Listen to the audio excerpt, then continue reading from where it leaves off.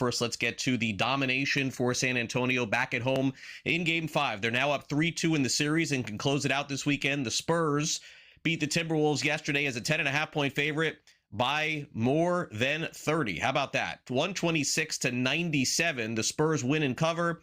Wemby, 27 points, 17 rebounds, 5 assists, 3 blocks. Yeah, he's that good when he's on the court full time. Good for him that he was. Game 6, as I mentioned, will be Friday in Minnesota. But certainly Mitch Johnson is happy with the end result and knows they are just one game away. I thought that we played with appropriate,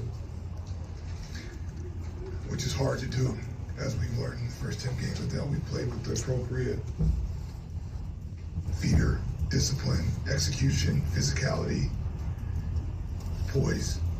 And I thought we had it from an array of people tonight, and it was really good to see. And we needed everybody because at different moments of the game, different guys stepped up. One of those guys, obviously, was Keldon, best game of the playoffs. What did you see from him? As simple as it sounds, it just felt like he was being himself. He wasn't trying to do something or trying to be anything. He just played with energy. And as he's shown in his career, and most specifically this year, when he plays with that type of energy, the basketball finds him. He's in the middle of plays. He's in, gang rebound situations where there's multiple people, and he's the catalyst for that energy and that physicality and that dynamic of our team when we need it. Couple games now in a row with slow starts to the game. You guys have kind of been digging out of a hole at the start. What do you think has been going on just at the start? I mean, tonight, some of the stuff that Wemby was doing, you don't really have too much of an answer for it. Just kind of hope he misses. But he came out high. He made a bunch of shots. I feel like we adjusted, fought back in the game, tried to dig ourselves out of the hole, but I mean, eventually they created another league and running out in transition. We got to get back, get matched up. Just game plan mistakes that we keep making in this series to make these mistakes. And Anthony Edwards generally playing a lot better at home. We'll see what happens at home in Minnesota on Friday. Meanwhile, tonight, Game 5 is a big one. We'll have a preview coming up between the Cavs and Pistons. That series is tied at 2. And Daryl Morey has been let go as 76ers president of basketball operations after 6 seasons. Nick Nurse is going to stay. And certainly a new era for a new executive, again, by the way, of the Philadelphia 76ers. All right, yesterday in Major League Baseball, we were waiting for a big hit or any hit for Cal Raleigh, and he broke it. Finally, 0 for 38 is over. He went 2 for 4, and the Mariners ended up winning the game. They win 10-2 over the struggling Houston Astros. In fact, they said that Raleigh showered in his full uniform to help break his streak earlier this week. Rays just keep on winning. How about them? 7-6 the final. This is the hottest team in the American League. They just keep on winning. Jose Aranda was 2 for 4. Jonathan Aranda 2 for 4 with an RBI as they win in extra innings in 10 innings. So if they're the hottest in the American League, how about the National League? That's the Atlanta Braves. They combined to one-hit the Cubs in a 7-2 win. Mike Yastrzemski homered. He drove in 3 runs as well. It's been a complete shift from where the Braves were a year ago, which was several games under 500. Right now, they're in complete control. Here's Walt Weiss on that. Do you have a new leader on the team? Is there some culture? Is there some reason you can attribute that to? Winning always helps, that stuff. But I was saying coming out of spring training that I kept talking about how good the vibe was, the mojo, whatever you want to call it. We got good guys, man. We got a really good group. They like to compete. They like getting to the park and being around each other. It's a really good situation. Good start for the Braves. Not as much for the Los Angeles Dodgers, although if you watch yesterday's show, this should come as no surprise. Whenever they play the Giants, things tend to go sideways, and they did again yesterday. Giants win as huge road dogs, I believe, plus 280 or something like that. 6-2 the final. Go figure. Adrian Hauser, who has struggled this season, he wins. Yamamoto loses. Ohtani did homer for the first time since April. But yeah, Dodgers going through it a little bit. Here's the skipper, Dave Roberts. Well, in the first inning, I thought it was really promising. I thought Will had a great at bat. Lee makes a great play over his shoulder, which really could have been the difference in the game. And instead of giving up, 3 runs and still 1 out, it's 2 outs and then, giving up 1 run. So that was a really game-changing play. I think that, I think in total, when you don't get a whole lot of opportunities and you don't cash in on the couple that you do get, you don't score a lot of runs. And so, today, I think, in that first inning and then in the 8th inning, I think it was, where, Max strikes out on a borderline pitch, then they get out of that inning. And so it's just, we just don't give ourselves, we haven't given ourselves as many opportunities as we're used to. Dodgers certainly eventually will get back on track. May not be today. We'll see. Also, last night, speaking of on track, remember Paul Skenes' opening day? Folks were worried about him. Not anymore. Almost threw a no-hitter yesterday. He took one into the 7th inning. He ended up winning the game as the Pirates beat the Rockies 3-1. Skenes threw 8 innings of 10 strikeout, no-run ball. He's absolutely been fantastic at virtually every start this season. So certainly everything is going his way. And right now, Skenes says he's just rolling.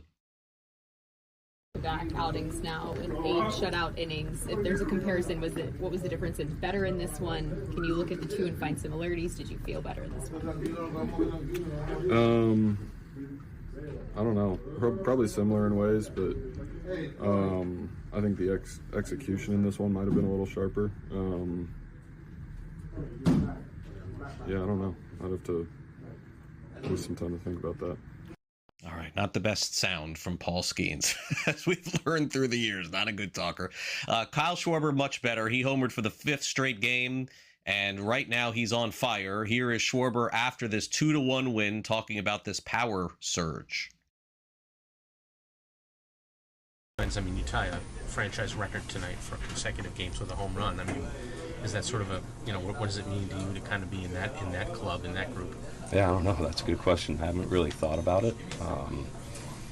Didn't really know that was a thing. So, yeah, I mean, it's pretty cool, right? When you got our franchise history is pretty historic as well, and when you had some big boppers up and come through our organization, throughout the history of it, it's really cool to see that. But like I always say, I think it'll be cooler when I get to all just sit back, have a beer whenever I'm retired, and look at all the cool things that you got to do throughout your career. But I want to focus on our guys and keep trying to find a way to win baseball games.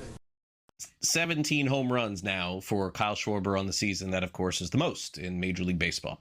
All right, in hockey last night, looks like the Sabres and Canadiens could be headed toward a game 6 and 7. In fact, they have to have a game 6 at this point because Buffalo did even up the series with Montreal 3-2.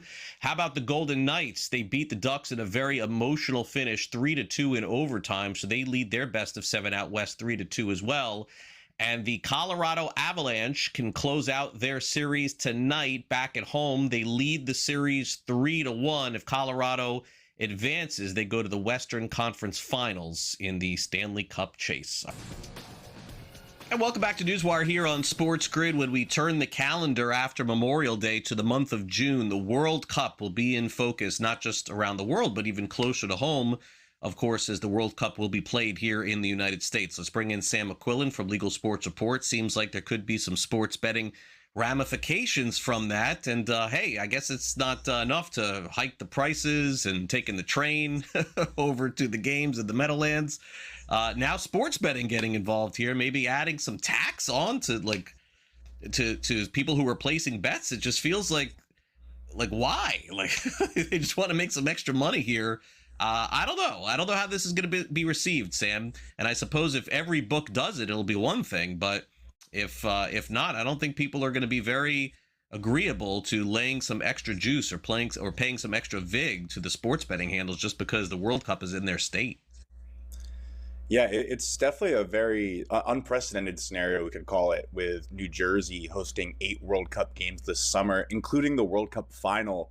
Of course, the World Cup is being advertised as being hosted in New York. There's a joint bid venture that the city of New York and New Jersey have together to host it, but New York is paying for $0 of it, while New Jersey has already paid about $308 million just to get things together, infrastructure costs, to pay for extra transportation, We've heard about, they're going to have to ferry thousands of people who come into the city, into New Jersey to go to MetLife. So it's just going to be a crazy scenario. It's already costing New Jersey a lot of money. And now lawmakers are scrambling to figure out how the heck they're going to pay for this thing. And of course, one of the proposals is to hike taxes on a number of things, and sports betting happens to be included. There's this new bill that proposes, a temporary tax hike on hotels, tax hike on concessions at the stadium during the event, and then also proposes raising the sports betting tax rate from about 19.75% all the way to 29.75%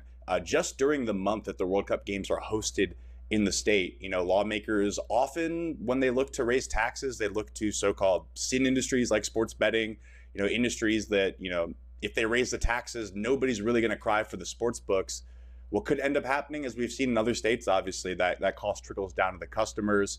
If New Jersey wasn't bordering a state like New York that has a nation high 51% tax rate, I would say maybe the tax hike would threaten more people to stay in New York, place their bets there before the actual games happen. But it's just number one of the things being considered right now in New Jersey. It looks like they're really kind of in a pinch, honestly, to figure out where this money's going to come from. And it's a lot easier to raise taxes on sports betting for a month than it is to raise taxes on something else that really hits more people at home. So it's an interesting proposal. I would imagine it goes through pretty quickly since the World Cup, like you mentioned, Greg, is coming up just in a few weeks now. So it'll be really interesting just to see how New Jersey handles that in general. Yeah, read on more at legalsportsreport.com, including this next story, which, is still about New Jersey, but no correlation. Responsible gaming has taken the forefront again for a lot of different states wanting to make sure that people are doing things the right way. There's some new legislation, potentially, Sam, that could ban promotional credits, incentives, and benefits to bettors who sign up, who use responsible gaming tools like deposit limits. So, I mean, look, this is natural with sports betting not being legalized in a lot of states. I mean, a lot of these, apps and companies, they just want to flood you with as many things as possible just to get you to put more money in. And this would sort of put an end to some of that, at least in New Jersey. Yeah, and I think it's important we preface this too, Craig, with talking about New Jersey was one of the first states to legalize sports betting. It's kind of considered by a lot of people in the industry as like the most with it state that really gets sports betting, really gets the industry, understands and passes, quite frankly, a lot of new rules and legislation over the years that have kind of helped shape the industry in other states as well. So kind of whatever New Jersey does is sort of a role model or an example for the rest of the country. And like you mentioned, the bill that would ban, sports books from giving out bonuses, promotions, free bets, really any incentive to keep betting to those bettors who use responsible gaming tools. It just passed its first committee 7-0. There's a Senate companion awaiting its first committee hearing. But the thinking here is, of course, you want to prevent sports books from being predatory. And if someone has exhibited signs of a problem, they may have used responsible gaming tools. And let's prevent sports books from, sending them notifications like, hey, do you want to bet? Hey, here's a free bet. Things that would entice them to bet. Now, kind of where you run into perhaps an issue would be, would this prevent people from using responsible gaming tools? It's not just for people who have problem gambling or gambling addiction problems. Deposit limits can be a really good, helpful thing for people who want to just kind of keep track of how much they're spending every month, want to prevent themselves from going over if they haven't been keeping track. So under this bill, if you even use one of those tools once, the sports books would not be able to give you any promotions. And we'd all know how much people, and bettors especially, love free promotions, how much how much sports books talk about how that's such a part of their game plan to grow their business as well. So I would imagine this kind of gets some big opposition from the sports betting lobbying industry in the state, not just because they don't want this passed in New Jersey, but probably because they don't want similar bills passed elsewhere as well. They don't want to kind of, set the tone for the rest of the country.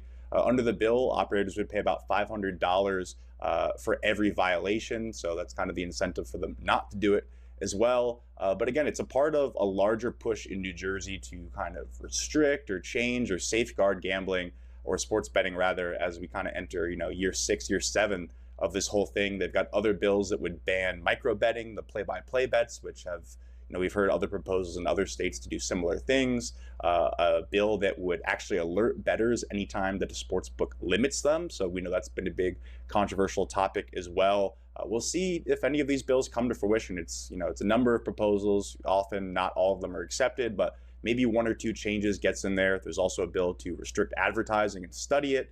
And then, of course, you have that World Cup tax bill that I just mentioned. So a lot on the plate right now in New Jersey this summer as we head into a really big stretch of the year.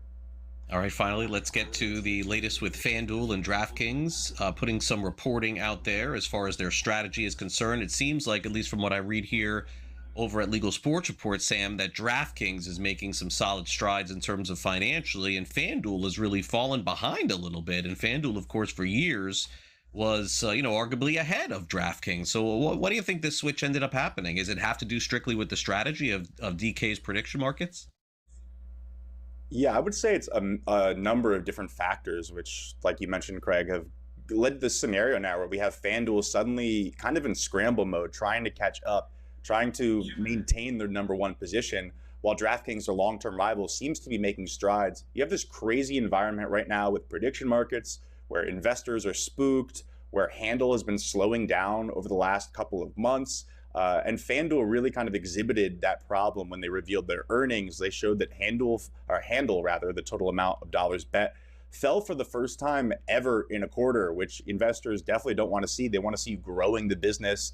Meanwhile, it has to spend a ton of money on its own prediction market business so it can compete with Kalshi, so it can compete with Polymarket, and now DraftKings, which has entered the business. That's one of the reasons that FanDuel moved on from its longtime CEO last week and has this new sportsbook recovery plan where it wants to really execute on a lot of new initiatives ahead of football season, which is pretty crazy to say. I never thought I would be talking about FanDuel that way just a couple months ago even. And then meanwhile, DraftKings says they're making a lot of money out of prediction markets already. It's really allowed them to enter states like California and Texas for a very cheap price, lower customer acquisition costs. And they're also doing something really interesting, Craig, is that they're participating on third-party market or third-party prediction markets like Kalshi and Polymarket, and using their own sportsbook trading capabilities to offer contracts there and make money there and take advantage of that peer-to-peer process. So it's pretty interesting. It's not just DraftKings predictions where they're making a lot of money. It's also just their own business kind of as sports bettors on these other prediction markets. I know FanDuel has a similar plan. We'll see if it helps them make money the same way. But right now, DraftKings definitely operating from a place of advantage and growth in the prediction markets, and FanDuel, not so much. Sam, as always, great material. We'll read more at Legal Sports Report and see you later in the week. Thanks for coming on. Yeah, thanks a lot, Craig. Have a good one.